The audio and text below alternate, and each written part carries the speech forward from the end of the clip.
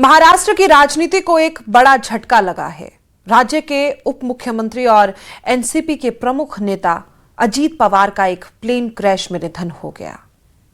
Baramati airport के पास private विमान crash में अजीत पवार समेत 5 अन्य लोगों की मौत हो गई है। आइए जानते हैं इस हादसे की पूरी जानकारी, देखिए खास रिपोर्ट।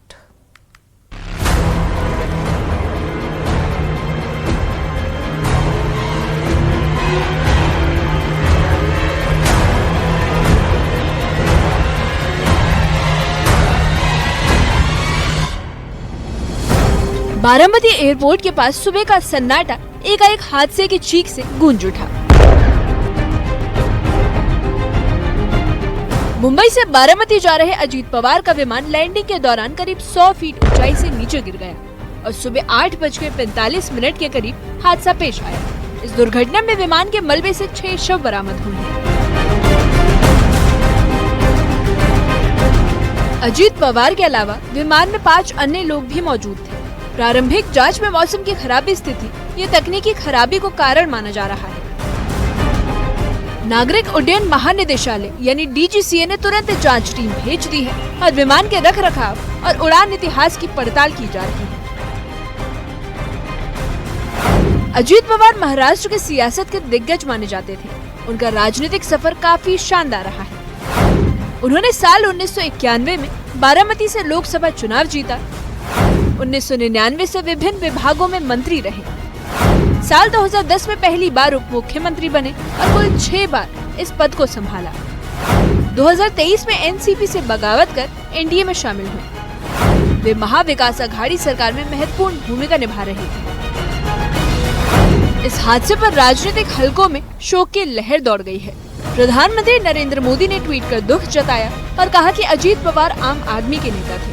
साथ ही उद्धव ठाकरे, देवेंद्र फडणवीस समेत कई नेताओं ने संवेदनाएं व्यक्त की। वहीं पीडीपी प्रमुख महबूबा मुफ्ती ने परिवारों के प्रति सहानुभूति जताई। मैं अजीत पवार साहब को तब से जानता हूं जब मैं मुंबई में कॉलेज में पढ़ रहा था और पवार साहब के साथ रहता था। जो लोग उन्हें जानते हैं और जिन्होंने उनका काम करने का तरीका देखा, वो ये जानते थे कि एक बहुत ही काबिल एडमिनिस्ट्रेटर के तौर पे जाने जाते थे और एक अच्छे पॉलिटिकल वर्कर। बहुत कम उम्र में उनकी मृत्यु हो गई है और मैं अपने तरफ से, अपने पिता, अपने वालिद के तरफ से पवार साहब को, सुप्रिया को, उनकी तमाम खानदान को इस मुश्किल घड़ी में हम अफसोस और ताज़ियत का इजहार करते हैं। मुख्यमंत्री एकनाथ शिंदे ने अजीत पवार को बड़ा भाई बताया। उन्होंने कहा कि ये महाराष्ट्र के लिए बड़ा नुकसान है। साथ ही शिंदे और फडणवीस ने सभी कार्यक्रम रद्द कर बारामती रवाना हो गए। दादा एवढ्या लवकर आपल्यातून जातील ही महाराष्ट्रासाठी अतिशय दुःखद आणि दुर्दैवी घटना अजितदादांच्या जाण्याने झालेली आहे। खरं म्हणजे अजितदादा गेले अनेक वर्ष या महाराष्ट्राच्या राजकारणात नेतृत्व करत होते आणि अतिशय परखड, स्पष्ट वक्तेपणा आणि प्रशासनावर असलेली त्यांची पकड आपण पाहिलेली आहे। वहीं बीजेपी सांसद कंगना रनौत ने इस खबर पर दुख जताया। उन्होंने कहा कि ये भयानक खबर है और शब्दों से व्यक्त नहीं किया जा सकता। Horrible news and I am so sorry कि मुझे तो अभी एक्चुअली हम लोग बहुत जल्दबाजी में रहते हैं जब सुबह सुबह आते हैं। मतलब there is not enough word to say कि पर खैर मैं अपने इमोशंस थोड़ा तो अलाइन करके I will give a statement. Maharashtra के उप मुख्यमंत्री और एनसीपी के प्रमुख नेता अजीत पवार के हादसे ने राज्य की राजनीति में उथल पुथल मचा दी है। फिलहाल हादसा कैसे पेश आया, इसकी जांच जारी है। Bureau report, news 18। Jammu Kashmir के मशहूर टूरिस्ट डेस्टिनेशन सोनमर्ग से एक खौफनाक मंजर सामने आया है, जहां ऊंचे पहाड़ों के बीच अचानक हिमस्खलन हो गया। चंद सेकंड में बर्फ का सैलाब नीचे की ओर बढ़ता चला गया। हालांकि राहत की बात यह है कि अब तक किसी जानमाल के नुकसान की कोई खबर नहीं है। देखिए खास रिपोर्ट।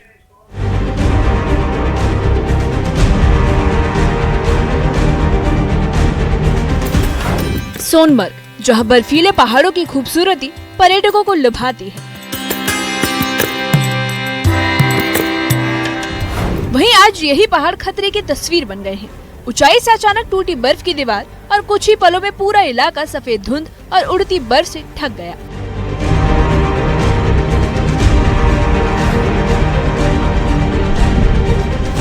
सीसीटीवी फुटेज में पूरी घटना कैद हो गई है, जिसमें साफ तौर पर दिख रहा है कि कैसे बर्फ का भारी ढेर इमारतों और होटल इलाके के करीब से गुजरता है।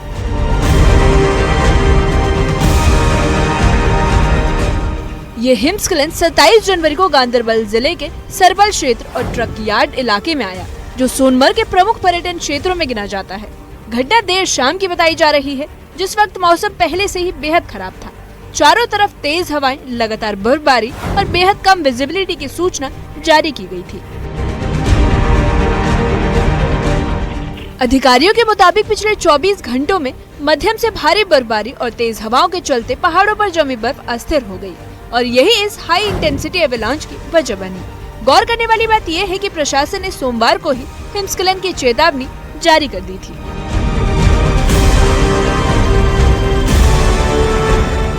हिमस्खलन के तुरंत बाद जिला प्रशासन और पुलिस हरकत में आई। इलाके में कंट्रोल रूम स्थापित किए गए, हेल्पलाइन नंबर जारी किए गए, सड़कों पर बर्फ हटाने का काम तेज कर दिया गया और कई जगहों पर मरीजों और स्थानीय लोगों को स्ट्रेचर के जरिए सुरक्षित स्थानों तक पहुंचाया गया है। सोनमर्ग व्यापार मंडल के अध्यक्ष के मुताबिक इस घटना में कोई जनहानि नहीं हुई है।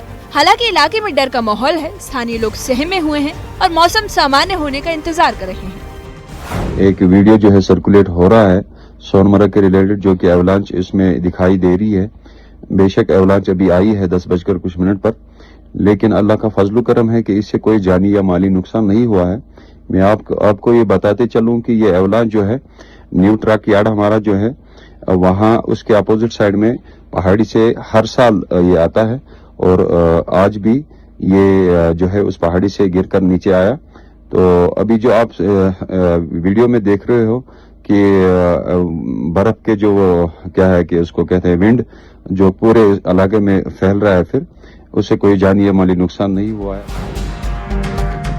प्रशासन ने स्थानीय लोगों और पर्यटकों को सख्त हिदायत दी है कि एवलांच प्रोन इलाके में न जाएं, बिना जरूरी यात्रा से बचें और प्रशासन के एडवाइजरी का पालन करें, क्योंकि मौसम अभी पूरी तरह से सामान्य नहीं हुआ है। कश्मीर की खूबसूरती के पीछे कुदरत की सख्ती छिपी है। फिलहाल राहत की बात यही है कि इस बार जान बच गई, लेकिन खतरा अभी टला नहीं है। न्यूज़ 18 के लिए सोनमर्ग से साजिद रसूल की रिपोर्ट।